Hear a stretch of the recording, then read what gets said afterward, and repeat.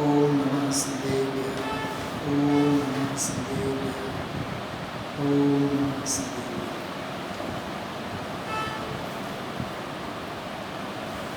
નમો લોએ સૌ સાગુણમ મૂળ ગ્રંથ છે અહોભાવના નામે પૂજ્ય ગુરુદેવશ્રીના નિર્ગ્રંથ મુનિ ભગવંતો અંગેના અપૂર્વ ઉદ્ગારો જેમનો આપણે અભ્યાસ કરીએ છીએ,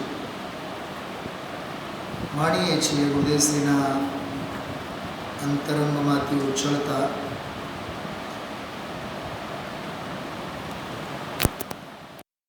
એમના હૃદયમાંથી ઉછળતા જે અપૂર્વ ભાવો છે એમને માણવાના આપણે પ્રયત્ન કરીએ છીએ.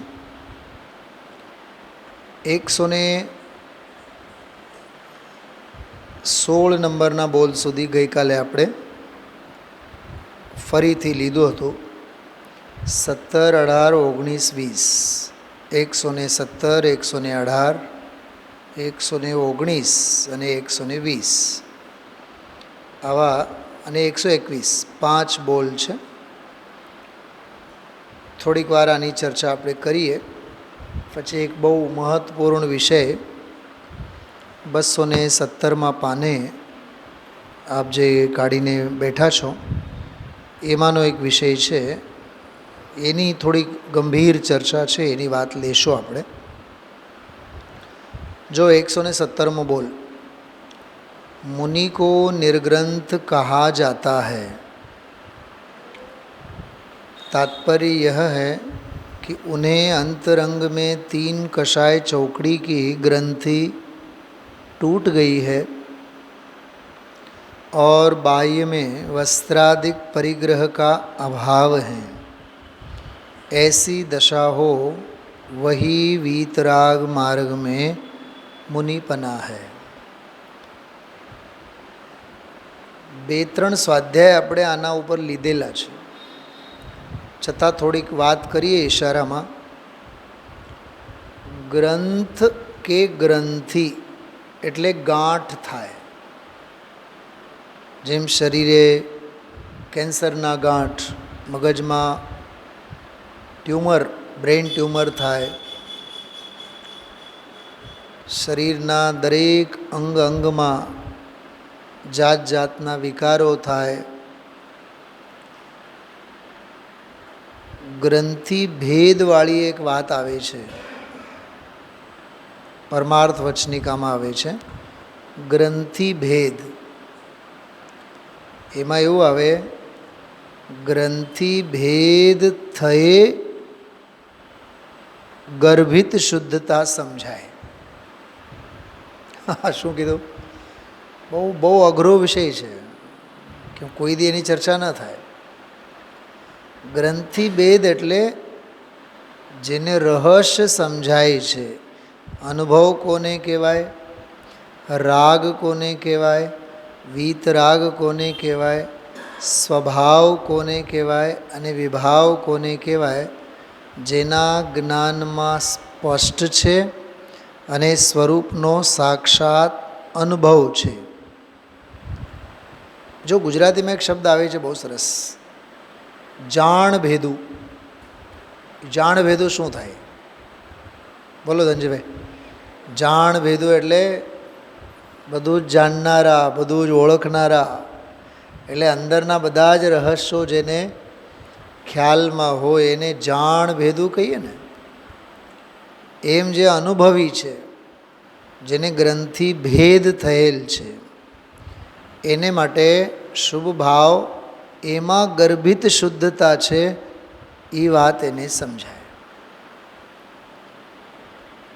રાગની ધારા એ શુભ છે, વીતરાગતાની ધારા શુદ્ધ છે, એની ગતિ મોક્ષ તરફ છે, અને રાગ અને શુભની ધારા તો સંસાર તરફ છે. એ બંધનનો માર્ગ છે અને ઓલો મુક્તિનો માર્ગ છે. એ વધતી શુદ્ધિ છે અને આ શુભ તરફની આખી ધારા પ્રવાહ છે. ત્યાં વિષય આવ્યો ગ્રંથિ ભેદ થયા વિના. આપણે અષ્ટપાહુડને આધારે એક વાત કરી હતી દ્રવ્યલિંગ અને ભાવલિંગ. શું કીધું? દ્રવ્યલિંગ અને ભાવલિંગ. બહારમાં વસ્ત્ર પાત્રાદિકનો ત્યાગ, બાહ્ય નગ્નપણું જે છે એ દ્રવ્યલિંગ છે. અને અંતરંગમાં પરિગ્રહ કષાય સંબંધીના બધા શલ્યો, બધા દોષો છૂટી જવા, એનું નામ ભાવલિંગ. જો કે અધ્યાત્મમાં તો ભાવલિંગ તો અંદરનો શુદ્ધોપયોગ છે. કષાય ભાવો અને પરિગ્રહ માત્ર છૂટી જવું એ ભાવલિંગ નથી. શું સાહેબ? ધનજીભાઈ શું કીધું? સાંભળો, એક ઉદાહરણ કહું છું, સાંભળો. કોઈ 58-60 વર્ષે જ્યારે સર્વિસ પૂરી થાય તો આખું ગામ એને વધામણા આપે કે સરસ થયું, સારું થયું, તમે નિવૃત્ત થયા, રિટાયર્ડ થયા. બરાબર, વિરદાવે ને બધાએ, આખી દુનિયા વિરદાવે. એના માટે તો વિદાય સમારોહના કાર્યક્રમો થાય. હવે પ્રવૃત્તિ વિશેષમાં હતા ત્યાંથી છૂટ્યા એટલું ભર છે નિવૃત્તિ, કે કોઈ સારી પ્રવૃત્તિમાં જોડાના, એનું નામ છે નિવૃત્તિ. બસ છૂટવું જ નામ નિવૃત્તિ છે, એમ હું પૂછું છું આપને. હા, નોકરી તો થઈ ગઈ, ચલો, હા, હવે એ કડાકોટ છૂટી ગઈ, પણ હવે ક્યાંક સત્પ્રવૃત્તિ,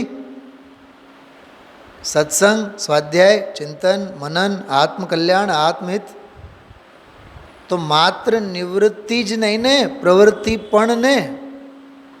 ત્યારે જ તો એ રિટાયરમેન્ટ પરિપૂર્ણ કહેવાય કે નહીં? અરે ક્યાંકથી છૂટ્યા તો ક્યાંક તો જોડાઓ ને. ખ્યાલમાં આવે છે? એમ બાહ્ય પરિગ્રહથી છૂટ્યા, અંતરંગ પરિગ્રહો, અંતરંગ દોષોથી પણ છૂટ્યા. બસ છૂટ્યા બર નિર્ગ્રંથ થયા કે અંદરમાં ક્યાંક ચોંટ્યા? ખ્યાલમાં આવે છે એના અસ્થિ નાસ્તિ સ્વરૂપ?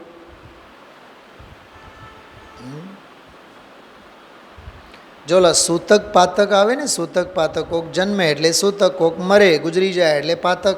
સૂતક પાતકના દોષો લાગે.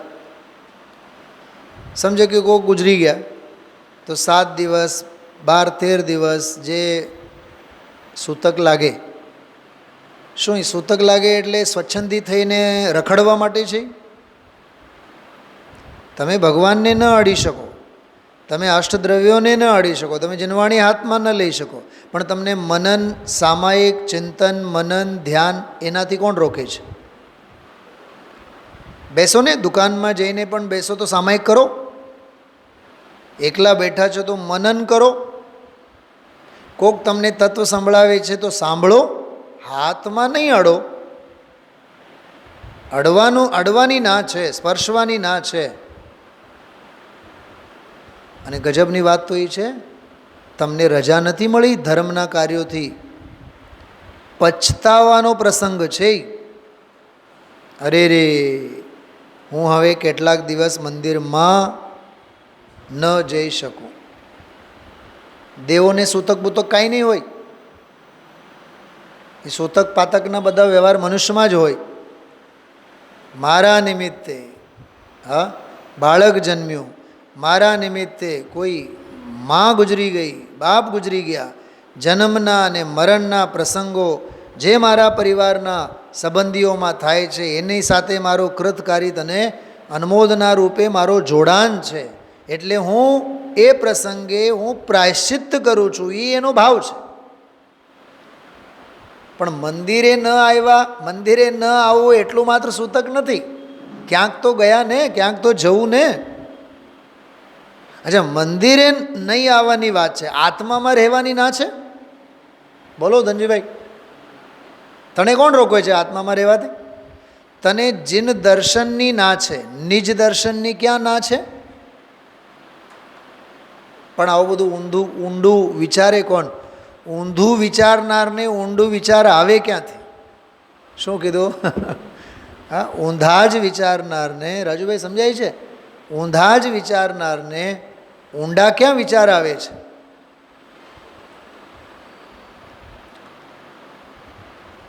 સન્ડે છે ને, સન્ડે, રવિવાર. વિરેનભાઈ, તમે તો એટલા ભણેલા છો, એન્જિનિયર, તમને ખ્યાલ હશે. આખી દુનિયા એમ સમજે છે કે સન્ડે એટલે રજાનો દિવસ. કોણે કીધું રજાનો દિવસ? રજાનો દિવસ છે જ નહીં. બહુ સિરિયસ વાત કરું છું, સાંભળજો. જ્યારે અંગ્રેજોએ આ સન્ડેની રજા ચાલુ કરીને રૂલ્સ રેગ્યુલેશન્સ લખેલા છે કે મંડે ટુ સેટરડે સુધી જે સ્કૂલોમાં બાળકોને ટીચરો ભણાવે, સન્ડેના દિવસે એમના સોશિયલ રિલેશન્સ અને મંડેથી પછી સેટરડે સુધીનું વીક આગળ ધપાવવા માટે સન્ડેમાં બધું હોમવર્ક, હાર્ડવર્ક, સોશિયલ વર્ક એ પેરેન્ટ્સો સાથે એ કરવા માટેનો દિવસ છે. બાયડી અને છોકરાઓને લઈને રખડવા માટેનો દિવસ નથી.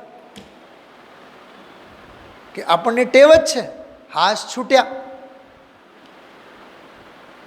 ઘણા એના મોઢા ઉપર તો જરાય રંજ નથી હોતો. સૂતક પાતકના દિવસોમાં સ્વાધ્યાય નથી કરી શકતા, મંદિરે નથી આવી શકતા. એમને તો એમ કે છૂટવા તો માગતા જ હતા અને હાવ છૂટી ગયા. પણ હું એમ કહું છું, એ છૂટવા માગતા હતા અને છૂટી ગયા એટલું જ નિર્ગ્રંથપણું નથી. માત્ર બાહ્ય પરિગ્રહ, માત્ર બાહ્ય પ્રવૃત્તિ અને અંતરંગના કશાયો માત્રથી છૂટવું એનું નામ નિર્ગ્રંથ નથી. અંદરમાં સ્વરૂપ અને સ્વભાવ સાથે જોડાવું એનું નામ નિર્ગ્રંથ છે. નાસ્તિ છે તો અસ્થિ પણ છે, અને આસ્તિ છે તો નાસ્તિ છે. બાકી નાસ્તિને પૂછે કોણ? ખ્યાલમાં આવ્યું? તો મુનિરાજને નિર્ગ્રંથ કહેવામાં આવે છે કેમ કે બાહ્યમાં પણ પરિગ્રહ નથી અને અંતરંગમાં પણ પરિગ્રહ નથી.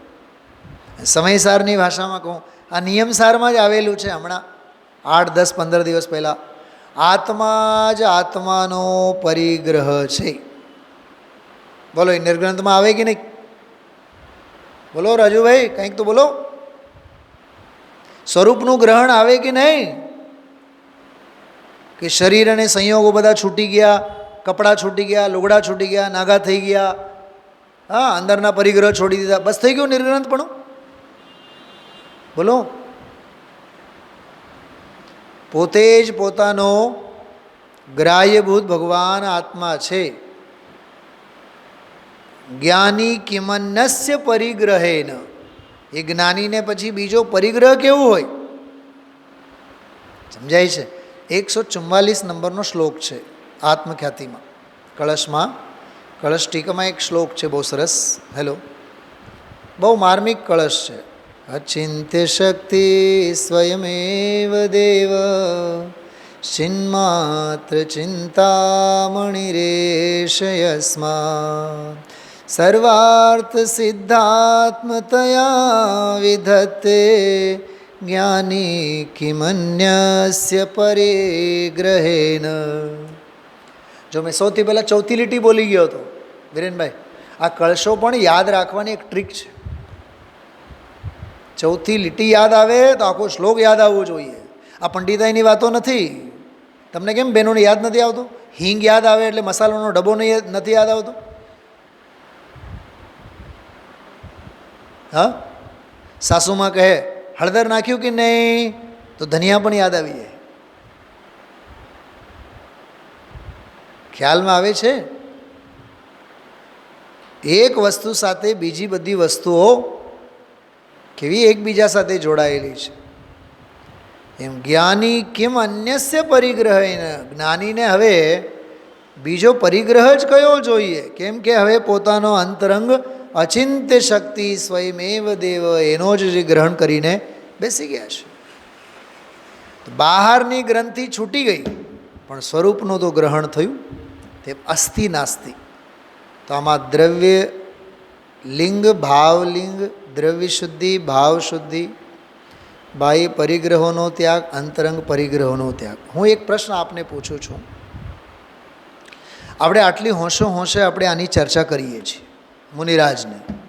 આપણા જીવનમાં બાહ્ય પરિગ્રહનો કેટલો પ્રેમ છૂટે છે બતાવો.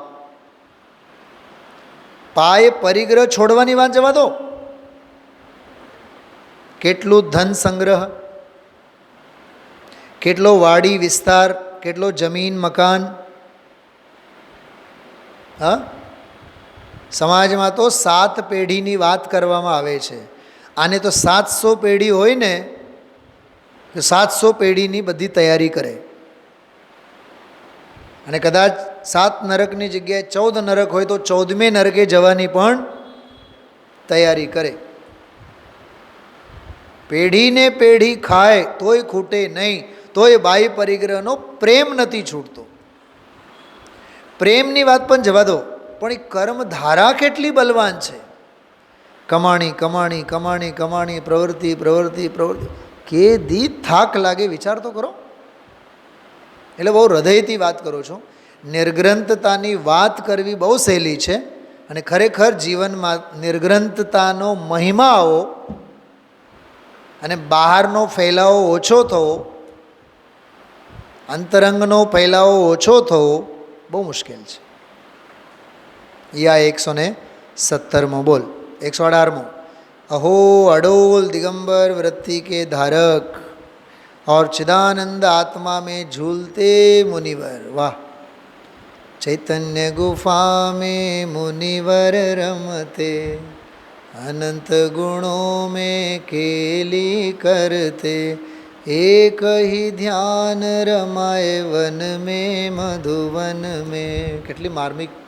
હા, ચૈતન્ય સ્વરૂપમાં, ચૈતન્ય ભાવમાં, ચિદાનંદમાં, આત્માનંદમાં, નિત્યાનંદમાં, જ્ઞાનાનંદમાં झूलनारा मुनिवरों जो 6वें 7वें गुणस्थान में आत्मा के अमृत कुंड में झूलते हैं, उनका अवतार सफल है.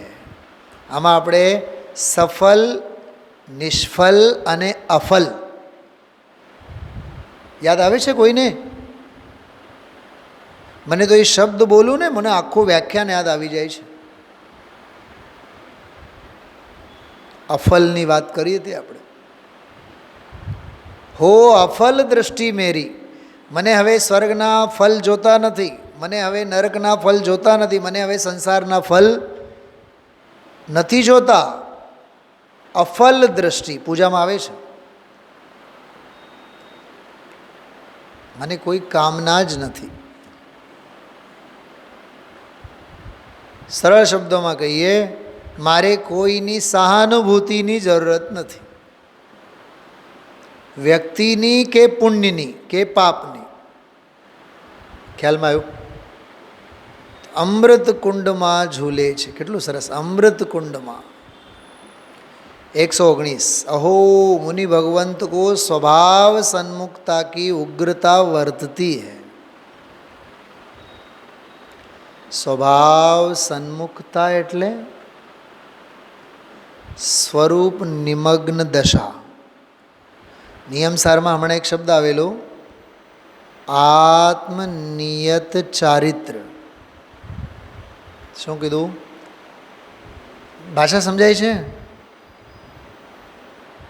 આત્મનિયત ચારિત્ર એટલે સ્વરૂપમાં ડૂબેલી દશા.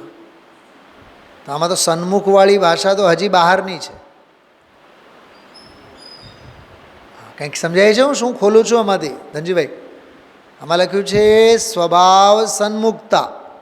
તો સન્મુખતા એટલે બહાર ને બહાર ઊભા છે કે નહીં? સ્વભાવમાં ગળાડૂબ છે. સ્વરૂપ નિમગ્ન, અંતર નિમગ્ન, નિર્મલ વિજ્ઞાન ઘન અંતર નિમગ્ન, એનું નામ અહીંયા સ્વભાવ સન્મુક્ત એમ લેવાનું. उग्रता वर्तती है, जिनके रोम रोम में वैराग्य की धारा बहती है. रोम रोम में એટલે શું? આ શરીરના રોમની વાત ચાલે છે? નહીં. प्रांजल प्रदेश प्रदेश में पीयूष निर्झर झर रहा. આત્મ પ્રદેશોમાંથી આનંદના તરંગોની વાત છે. રોમ રોમ મેં વૈરાગ્ય કી ધારા બહેતી હૈ.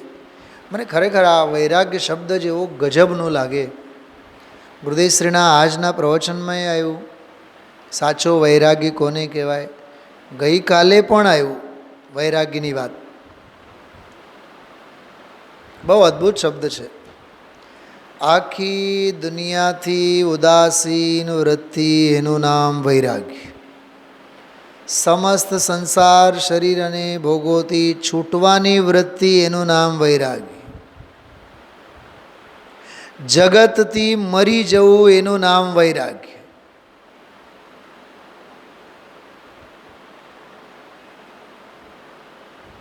સ્મશાન વૈરાગ્યની વાત નથી. ઘરમાં કોઈ ગુજરી જાય એટલે 2-4-6 દિવસ ઉદાસીનતા છવાયેલી હોય, પછી 6-7 દિવસ પછી જેવા હતા એવા, એનું નામ વૈરાગ્ય નથી.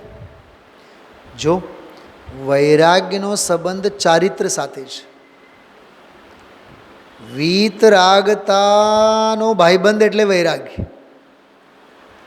અને વીતરાગતા શ્રદ્ધા સાથે નથી જોડાયેલો, જ્ઞાન સાથે નથી જોડાયેલો. વીતરાગતા ચારિત્ર સાથે વર્તતી ધારા છે. વીતરાગતા શું સમજાય છે? સાંભળ્યું છે કોઈ આ વાત હું જે કહું છું? શું ભાભી સમજાય છે કે નહીં?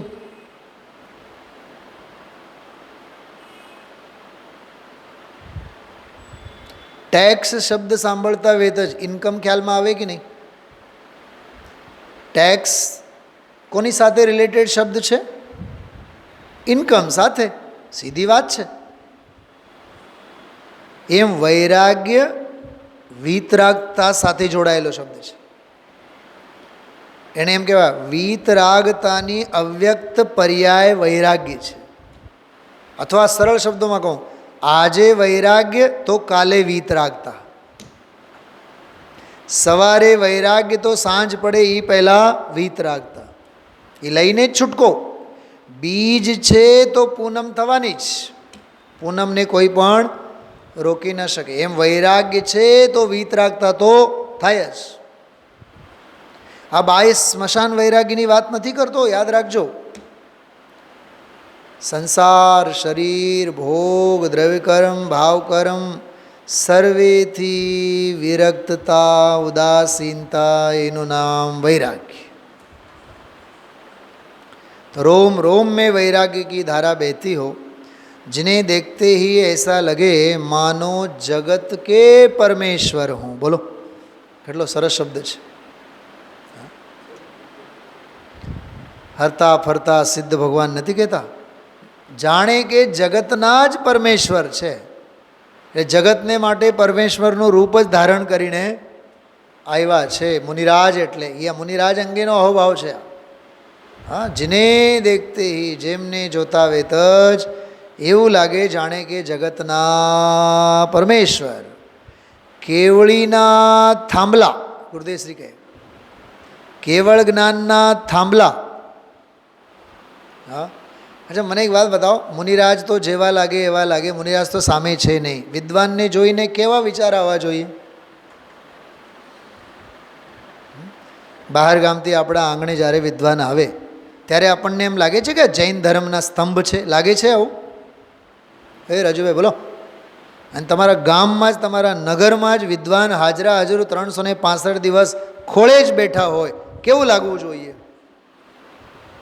બોલો, બધા એને પૂછું છું, જે ઘરે બેઠા છે એમને પણ પૂછું છું, તમને પણ પૂછું છું. બોલો, હા લાગે છે? જૈન ધર્મના વારસદાર છે, તત્વના વારસદાર છે, આ ધર્મના થાંભલા છે. ન લાગે ને? તો જ્યારે વિદ્વાન બહાર ગામ હોય ને ત્યારે અહીંયા 8 થી 9 સ્વાધ્યાય ભવનમાં આવીને બેસી જુઓ, કેવું લાગે છે.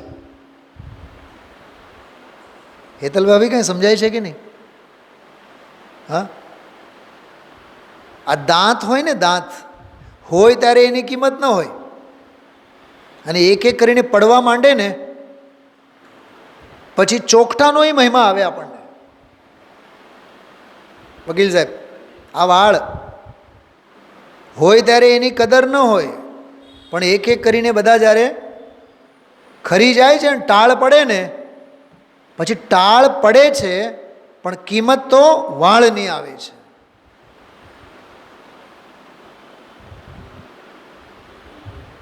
પડ્યું હોય છે ત્યારે બધું પડ્યું હોય છે. દીકરો ઘરે હોય ને ત્યારે માને દીકરાની કિંમત ન હોય, વડ જ કરે એણે. પણ દીકરો જ્યારે હજારો કિલોમીટર દૂર ભણવા માટે ગયો હોય ને તો રોજ રાત્રે સપના કોના આવે? દીકરાના આવે. ખબર નહીં દીકરો આજે શું ખાધું હશે, આજે તો ચાય નથી જતી, આજે તો કોળીઓ નથી જતો, દૂધીનો હલવો બનાવ્યો છે પણ હવે દીકરાને બહુ જ ભાવે, આજે તો કેમ કરીને ખવાય? રોજ જ્યારે હોય છે ત્યારે કેમ વડવડ કરે છે તું? વાત તો એ છે, નિકટમાં હોય ને એટલી કિંમત ન હોય, નજીકમાં હોય ને એટલી કિંમત ન હોય, ઘરે હોય ને એટલી કિંમત ન હોય. એ ઘણી વાર છે ને હું તમને કહું, લાગણી, પ્રેમ અને વાત્સલ્ય અને અહોભાવમાં થોડુંક ડિસ્ટન્સ બહુ જરૂરી છે. વિરેનભાઈ તમારી ઘરે હું રોજ આવીને બેસું, રોજ મળવા આવું, રોજ અડધી કલાક સવાર સાંજ, મહિના 2 મહિનામાં તો આદર, સન્માન, લાગણી, પ્રેમ, અરે મારા પ્રત્યેનું જુઓ, આ તત્વજ્ઞાન પ્રત્યે પણ બળીને ભસમ થાય. એટલે સ્ટુડન્ટ્સ અને ટીચર વચ્ચે, વક્તા અને શ્રોતા વચ્ચે, સમાજ અને વિદ્વાન વચ્ચે હંમેશા એક અંતર હોવો જોઈએ. ખ્યાલમાં આવ્યું? અરે जिन्हें देखते ही ऐसा लगे मानो जगत के परमेश्वर. क्यों सरस से बोल. 120. अरे देवता भी जिनके चरणों में नमते हैं, कुंद कुंद आचार्य देव जैसे महान संत भी जिनके लिए धन्य धन्य कहते हैं, ऐसे दिगंबर संत मुनियों के प्रति ज्ञानी जीव को प्रमोद, भक्ति, बहुमान आता ही है. કોને ભક્તિ ભાવ ન આવે? હા, દેવતાઓ પણ જેમના ચરણોમાં नमन करता हो. 121. आत्मा के अतीन्द्रिय आनंद में झूलते हुए मुनिराजों को वस्त्र रखने के राग वाली दशा नहीं होती. आ एक सामान्य बोल છે. वस्त्र पात्र वगैरह રાખવાના એમને ભાવ જ ન હોય. આવી રીતે આ 121માં બોલ સુધી આપણે પહોંચ્યા અને હવે આ નવો વિષય છે. पंच परम परमेष्टि देखे हृदय हर्षित होता है. આવો એક પ્રકરણ છે, એ આપણે કાલથી લેશું. પાના નંબર 217, બીજો પેરેગ્રાફ છે. 263 નંબરના આ કળશ પરના પ્રવચનમાં ગુરુદેવશ્રીએ એક વાક્ય બોલી ગયા, બહુ માર્મિક હતો. એ ધ્યાનમાં ધ્યેય લેવું, ધ્યાનમાં ધ્યેય લેવું 2 વખત બોલ્યા, અને સાધ્યમાં કેવળ જ્ઞાન લેવું, પૂર્ણ સ્વરૂપ, એમ કહે છે. થોડીક આની આપણે ચર્ચા કરીએ, 10-15 મિનિટ. બહુ માર્મિક વાત છે. જો એક હોય છે ધ્યાન, બરાબર, બીજું હોય છે સાધના. શું કીધું? એક હોય છે ધ્યાન, બીજું હોય છે સાધના. સાધન ન કહેતા આપણે સાધના એમ કહીએ. ધ્યાન પણ સાધક કરે છે, સાધના તો સાધક કરે જ. ધ્યાન ધરે, સાધના સાધે. ધ્યાન ધરે, સાધના સાધે. હવે ધ્યાન કોનું અને સાધનાનો સાધ્ય શું, એ વાત સમજવા જેવી છે. ધ્યાન જેનું કરે, ધ્યાન જેનું કરે, ધ્યાન જેનું ધરે એને ધ્યેય કહેવામાં આવે છે. એટલે ધ્યેયનું ધ્યાન હોય. ધ્યાન ધ્યેયને ધ્યાવે, ધ્યાન ધ્યેયને ધ્યાવે, અને સાધના સાધ્યને સાધે. કંઈક સમજાય છે? એક શબ્દ કહેતા કહેતા 3 શબ્દ થઈ ગયા. ધ્યાન, ધ્યેય, ધ્યાવે, ધ્યાન ધ્યેયને ધ્યાવે, સાધના સાધ્યને સાધે. ધ્યાવું જુદી વસ્તુ છે, સાધવું જુદી વસ્તુ છે. ધ્યાન જુદી વસ્તુ છે, સાધના જુદી વસ્તુ છે. ધ્યેય જુદી વસ્તુ છે, સાધ્ય જુદી વસ્તુ છે. હવે એની એક સીમા રેખા સમજો. ધ્યેય હંમેશા પરિપૂર્ણ હોય, સાધ્ય હંમેશા પૂર્ણ હોય. શું ફેર બેઉમાં? હું આ બધું લખવા બેસું ને તોય આટલું સરસ લખાય નહીં મારાથી, વિરેનભાઈ. પણ આ જેટલા હું અત્યારે તમને એક બિલકુલ કોઈ સેમિનારમાં બોલતો હું એવી રીતે હું બોલું છું તમને, એટલે જેટલું પકડાય એટલું પકડો. ધ્યેય હંમેશા પરિપૂર્ણ હોય, સાધ્ય હંમેશા પૂર્ણ હોય, એ પરિપૂર્ણ ન હોય. પરિપૂર્ણ જે હોય એ હંમેશા દ્રવ્ય ભાવે હોય, અને અપૂર્ણ અથવા પૂર્ણ જે હોય એ સાધ્ય ભાવે પર્યાય હોય. તો પર્યાય રૂપ જ સાધ્ય હોય, દ્રવ્ય રૂપે જ ધ્યેય હોય. શું સમજાણું? બોલો, આટલામાં સમજાણું કંઈ? એટલે જ મેં સવારે કીધું તો આના ઉપર આખો 1 કલાકનો સ્વાધ્યાય થાય. એમને એમ નહોતું કીધું. અચ્છા, બીજી વાત, જ્ઞાનનો જ્ઞેય તો અનંત છે. જ્ઞાનનો જ્ઞેય તો અનંત છે. ઉપાદેય તો મોક્ષ માર્ગ અને મુક્ત સ્વભાવ છે. મોક્ષ માર્ગ અને મુક્ત સ્વભાવ ભાવ એ ઉપાદેય છે. અને હેય તો આશ્રવ અને બંધ છે. આત્મ અહિતકારી પરિણામ હેય અને આત્મહિતકારી પરિણામ ઉપાદેય. તો સંવર અને નિર્જરા ઉપાદેય છે.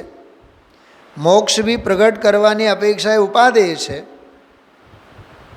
આશ્રવ અને બંધ અહિતકારી હોવાથી હેય છે. અને જ્ઞેય તો બધા છે. હવે એમાં ધ્યેય કોઈ નથી. આશ્રવ, બંધ, સંવર, નિજરા, મોક્ષ, ધ્યેય તો કોઈ નથી. પણ સંવર સાધ્ય છે, નિર્જરા પણ સાધ્ય છે, સાધવા લાયક છે. અને સાધક સાધે છે, સાધક સાધે છે. સંવર નિર્જરાને સાધતા સાધતા સાધક મોક્ષને પણ સાધે છે. પણ મોક્ષને સાધનારો, સંવર નિર્જરાને સાધનારો, આશ્રવ અને બંધને હેય કરનારો,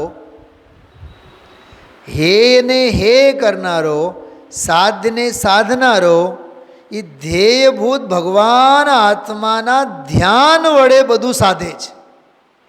જો હવે બંનેનું મિક્સિંગ થયું. ધ્યાનના ધ્યેય વડે સાધનાથી સાધ્ય સધાય છે. એમને એમ સાધ્ય નહીં સધાય. ધ્યાન એટલે જ્ઞાનનો ઉપયોગ, ધ્યાન એટલે ધર્મ ધ્યાન, શુક્લ ધ્યાન. હમણાં છેલ્લા તો 5-6 પ્રવચનોમાં ધર્મ ધ્યાન, શુક્લ ધ્યાન, ધર્મ ધ્યાન, શુક્લ ધ્યાન. તો એ ધ્યાન કોને ધ્યાવે છે? કે પરમ વિતરાગ સ્વભાવ ભાવ ધ્યેયભૂત ભગવાન આત્મા જે શ્રદ્ધાનો શ્રદ્ધેય છે, આરાધનાનો આરાધ્ય છે. જ્ઞાનનો જ્ઞેય છે એમ નથી કીધું મેં. જ્ઞેય વસ્તુ જુદી, ધ્યાનનો ધ્યેય. જાણવું જ્ઞાન, જાણતા રહેવું ધ્યાન.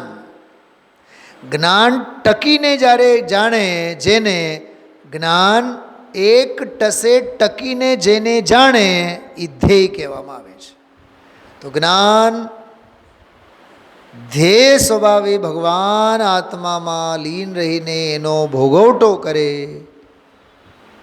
તે જ્ઞાયક સ્વભાવ ભાવ ધ્યેય છે. એટલે જ ગુરુદેવશ્રીના જે પ્રવચનો છે ને 320 નંબરની ગાથા ઉપરના, એના સંકલનનું નામ છે ધ્યેયપૂર્વક જ્ઞેય. જ્ઞેયપૂર્વક ધ્યેય એમ નથી કીધું. પહેલાં જ્ઞેયને નક્કી કરો અને પછી ધ્યેયને નક્કી કરો એમ નહીં. પહેલાં નક્કી રાખો ધ્યેય. શું કીધું? હા, સમજો દીકરીના લગ્ન હોય તો મા બાપને કેવળ અને કેવળ ફેરાથી મતલબ છે. બસ સુખેથી શાંતિથી ફેરા પડી જાય અને સુખેથી નિર્વિઘ્ન કન્યા વિદાય થાય અને એ સાસરે વહી જાય. પણ કેવું સહેલું છે? એના માટેની કડાકૂટ કેટલી. પોઈન્ટ સમજાય છે?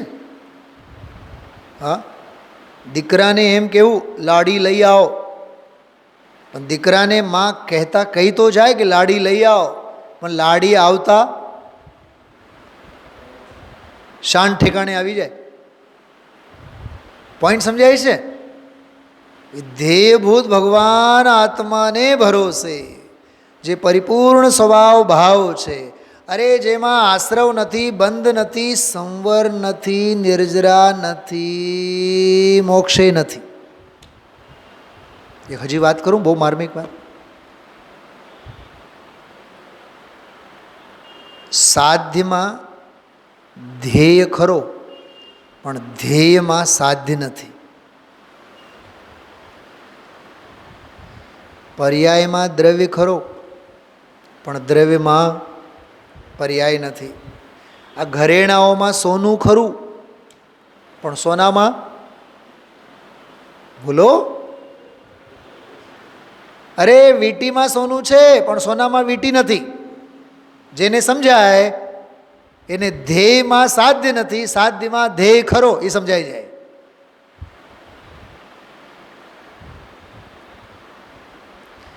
ધ્યેય તો પરિપૂર્ણ સ્વભાવ ભાવ જે દ્રષ્ટિનો વિષય છે એ ધ્યેય છે.